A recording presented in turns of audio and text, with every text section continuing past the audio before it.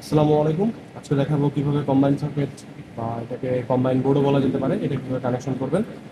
তো এটাকে combine board বলা হয় কারণ এটাতে কম্বো টাইপের 8 পিন থাকে।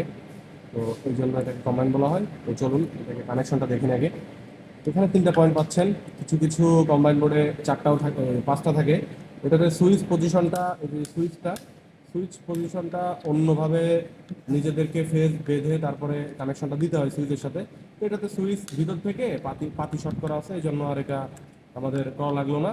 তো যদি সমস্যা হয় ওইটাও দেখানো যাবে, তবে এটা একদম ইজি টাইপের, এটা দেখে নেবেন।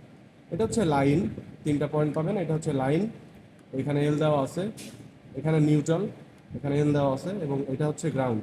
তো গ্রাউন্ডটা দেওয়া খুবই জরুরি। একটা হচ্ছে রেড ওয়্যার এবং একটা হচ্ছে ব্ল্যাক ওয়্যার।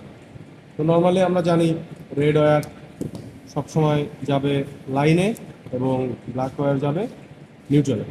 তো এটা কানেকশন করা যায়।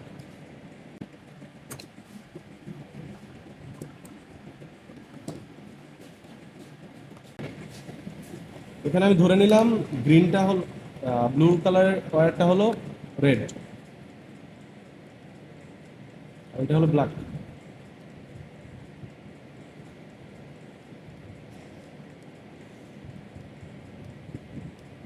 মোটামুটি একটু শক্ত করে টাইট দিতে হবে, না হলে পরবর্তীতে স্পার্ক করার একটা সম্ভাবনা থাকে। তো আমি কানেকশন দিয়ে দিলাম। এইখানে দেখা যাচ্ছে বাতি জ্বলছে, তার মানে লাইন ওকে, কোনো সমস্যা নাই।